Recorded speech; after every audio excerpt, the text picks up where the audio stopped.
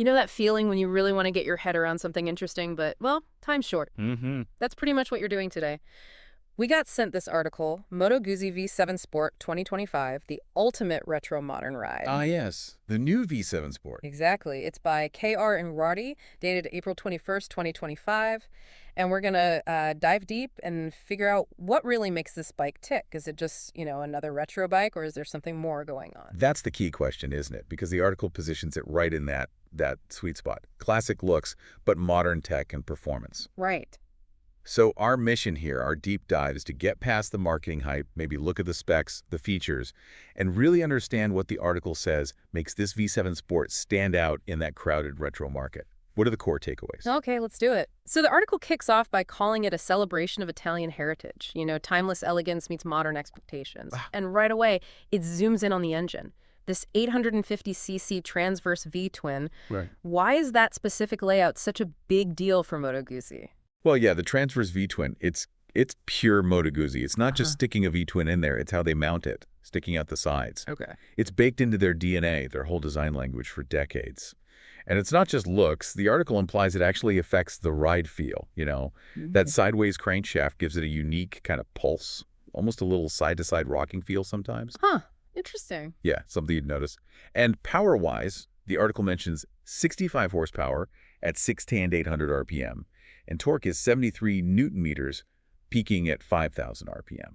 So not earth-shattering numbers, but decent usable power. Exactly. It suggests a really smooth, accessible power band, good for real-world riding, not just chasing top speed. Right, and speaking of speed, it's got a 6-speed manual, and the article estimates the top speed around 190 kilometers per hour, which is plenty, let's be honest. Plenty for this kind of bike, absolutely. Then there's the fuel tank, 21 liters. That sounds pretty generous. Yeah. And they estimate fuel efficiency around 22 kilometers per liter. So it seems like they're thinking about range, not just short hops. How does that efficiency, stack up generally? Well, 22 kilometers is respectable. Maybe not class-leading if you compare it to some super efficient commuters, but combine that with a big 21-liter tank. Yeah, that's good range. That suggests, like you said, it's practical. Good for more than just a Sunday ride.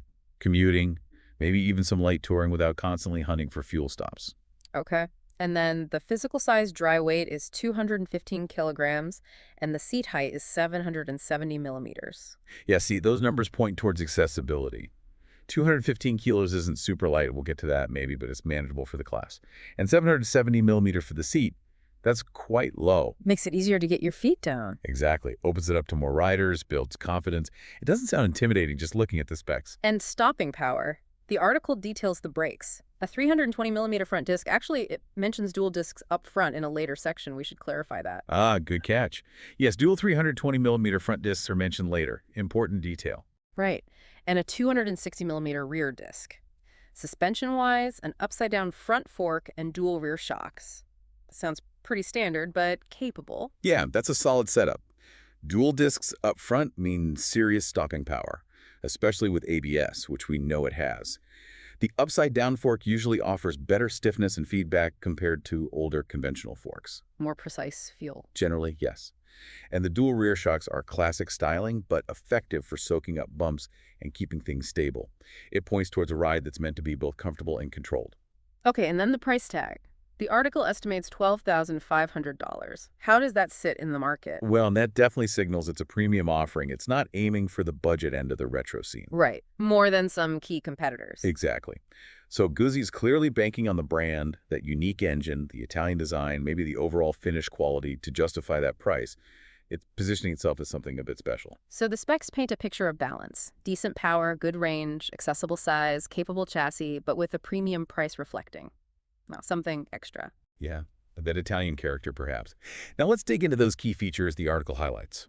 First up, predictably, is timeless Italian design. What jumped out at you there? Oh, definitely the overall shape. That teardrop fuel tank is just unmistakably Guzzi. You see it, you know what it is.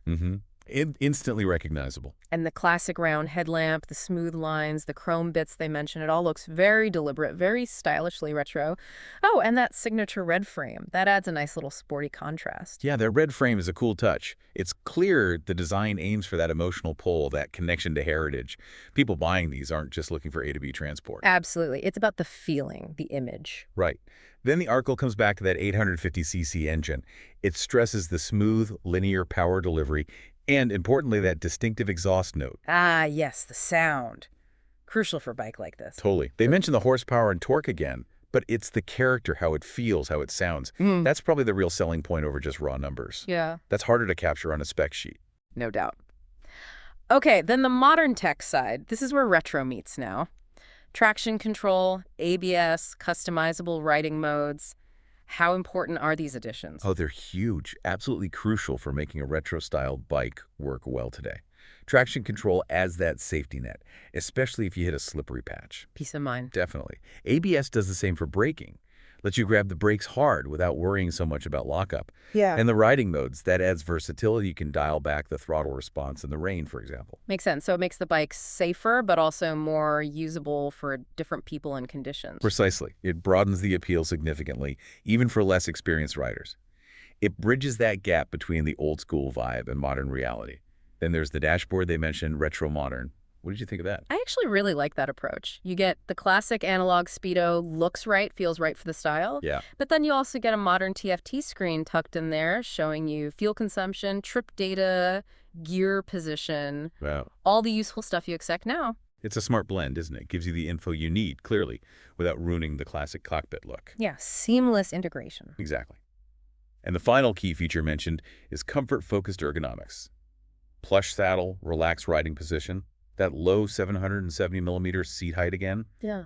Why is comfort such a big focus here? Well, it's massive, right? If you actually want to ride the bike, not just look at it, a comfy seat and a relaxed posture mean you can stay on it longer without getting sore. Reduces fatigue on longer trips or even just commuting. Exactly. And that low seat, again, just makes it easier to handle day to day, easier to feel confident, especially maneuvering at low speeds or stopping.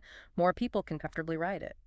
Let's stay on the design and comfort theme for a bit. Yeah. The article really doubles down on how the ergonomics, the relaxed posture, low seat, wide handlebars all work together. Right. Minimizing fatigue, maximizing control.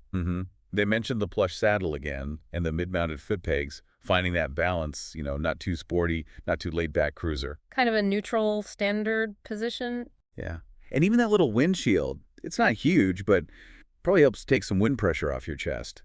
How do you see all those bits working together on the road? Well, putting it all together, it sounds like a bike that's genuinely designed to be ridden and enjoyed, not just admired. The easy ergonomics mean longer rides are more appealing. The wide bars should give good leverage for steering around town. Makes it feel manageable. Yeah. And even that little screen could make highway stints less tiring. It suggests they've really thought about the rider experience, not just the look. And connecting back to the look, they re-emphasize the Italian design, the chrome, the tank shape. That 21-liter tank isn't just practical. It's a big part of the bike's visual bulk and presence. True, it defines the profile. And they mention the LED lighting inside the retro headlamp and taillight. That's another neat integration. Modern safety and visibility, classic housing. Doesn't break the vintage spell. Exactly. Now, it's interesting they talk about lightweight handling, despite that 215-kilogram dry-weight figure. They credit the low center of gravity and balanced chassis. Why are those factors so important? Because raw weight isn't the whole story, right? Where that weight is located makes a huge difference. A low center of gravity makes the bike feel less top-heavy, easier to lean over, easier to pick up if, heaven forbid, it falls over. Makes it feel more nimble than the number suggests. Yeah. And a well-balanced chassis means the weight is distributed properly between the wheels, which leads to predictable, stable handling. So even if it's not the lightest bike on paper, how it carries that weight can make it feel surprisingly agile. Good point. And then the practical features again. That big tank, the braking system confirming the dual 320mm fronts and single 260mm rear with ABS, and the suspension with the upside-down forks and dual shocks. How do these tie into rider confidence? They're fundamental, really. The big tank means less range anxiety. Strong, reliable brakes with ABS are a massive safety feature, full stop. Essential these days. And good suspension means the bike handles, bumps well, stays planted, feels secure. It all adds up to a bike that you feel you can rely on, whether you're commuting or heading out for a weekend ride. Looks good, works well. Okay, so if we boil down the advantages the article presents, it's that head-turning Italian design, number one. Definitely. Then the smooth, characterful V-twin engine. The modern safety nets, traction control, ABS, riding modes, comfortable ergonomics for longer rides and accessibility, and practical touches like the big tank and solid chassis components. Seems like a well-rounded package for a specific kind of rider. A very appealing package, yes. But for a balanced view, we need to look at the potential drawbacks the article raises. One is that weight, 250 kilograms dry. They compare it to the Ducati Scrambler Icon, which is lighter. How might that difference feel? Well, the extra kilograms could make it feel a bit more of a handful at parking speeds, wheeling it around the garage. Right, low-speed stuff. And maybe in really aggressive, fast direction changes, a lighter bike might feel slightly flickier. But like we said, the low center of gravity could mitigate a lot of that. It might not be as noticeable as you'd think just from the numbers. Fair point. Another drawback mentioned is limited storage. No built-in compartments. Pretty typical for this style, right? Yeah, very common. Clean lines often mean nowhere to stash your stuff. So what does that mean for an owner? It means if you want to carry anything more than what fits in your pockets, you're looking at aftermarket luggage. Saddlebags, a tank bag, maybe a tail pack. Which adds cost and changes the look slightly. Exactly. It's a trade-off for that sleek, classic aesthetic. Something to factor in if you plan on using it for more than just sunny Sunday rides. Then there's the price again that estimated $12,500. The article notes it's higher than key rivals, like the Triumph Bonneville T100 or that Ducati Scrambler Icon. How does Guzzi justify that premium in such a competitive space? I think it comes down to a few things the article implies. The Moto Guzzi brand itself carries a certain cachet, that Italian heritage. The made in Italy factor. Right. Plus, that unique transverse V-twin is a real differentiator. Nobody else really does that in this category. And you're likely paying for a perceived higher level of finish, maybe some nicer components. It's aimed at buyers who want something a bit different, a bit more exclusive, perhaps. Makes sense. Fuel efficiency also gets a mention as a potential area for improvement, around 22 kilometers. While the range is good thanks to the big tank, are there bikes in this class that sip less fuel? Oh, almost certainly. Some competitors, maybe with smaller or more modern engine designs, might squeeze out a few more kilometers per liter. So if fuel economy is your absolute top priority. This might not be the number one choice on that specific metric, but the overall range is still decent because of the tank size. It's about balancing priorities. You might trade a little efficiency for the character of that engine. True. And finally, the article points out its limited off-road capability. It's street-focused. They even suggest something like a Royal Enfield Himalayan if you want proper adventure potential. How relevant is that for the target V7 Sport buyer? Honestly, probably not very relevant for most V7 Sport buyers. This bike screams classic roadster. Yeah, it's designed for pavement. Exactly. Oh, yeah. The tires, the suspension, the whole setup is for the road. Sure, it could probably handle a smooth gravel track carefully, but it's not an adventure bike. Anyone buying this likely isn't planning serious off-roading. Knowing its limits is key. It's good the article clarifies that. Sets realistic expectations. Okay, so acknowledging those potential drawbacks gives a fuller picture. Now let's quickly run through the FAQs they included. Sure. First one is about the price. Again, $12,500 estimated. The article basically reiterates that it reflects the premium nature, the Italian build, the design. Okay, and beginner friendliness. Is it good for new riders? The article says yes, generally. Cites the manageable power, that low 770mm seat, and the safety aids like traction control and ABS as confidence-inspiring features. Makes sense. Then the comparison with the Triumph Bonneville T100. Right, a direct competitor. The article notes the body might have a bit more torque and cost less, but highlights the V7 Sport's unique engine character and larger fuel tank as key differences. Basically says, choose based on what matters most to you. Different flavors of retro. Fuel efficiency comes up again too. Yep, just restates the 22 kilometer figure and emphasizes the good range from the 21-liter tank. And the off-road question is revisited. Just reinforcing it's a road bike, not for serious dirt. Look elsewhere if that's your goal. Then they specifically ask what makes the transverse V-twin unique. And the answer focuses on that smooth power, the distinctive sound, and repeats the 65 horsepower, 73 Newton meter torque figures. It's clearly central to the bike's identity. Absolutely. And the final FAQ confirms the modern tech, right? Yeah, just lists traction control, ABS, riding modes, and that hybrid analog digital dash again, proving it's not just an old design. So wrapping up this deep dive based on the article, the 2025 Moto Guzzi V7 Sport really does seem to be chasing that blend of classic Italian style and up-to-date functionality. Yeah, that transverse V-twin engine and the whole retro-modern aesthetic are definitely its calling cards. It's clear it comes with a premium price tag and maybe a couple of practical limitations like storage or ultimate fuel sipping. True, and it's not for off-road adventurers. Right. But the article suggests its unique character, the craftsmanship, that blend of looks and modern features make it a really compelling choice for riders who appreciate heritage and style, but still want a capable modern machine. Absolutely, it carves out its own niche. So here's a final thought to chew on.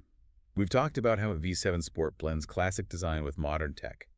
Where else do you see seemingly opposite things combined in a way that just works? Maybe the old architecture with a modern extension, or traditional music fused with electronic beats?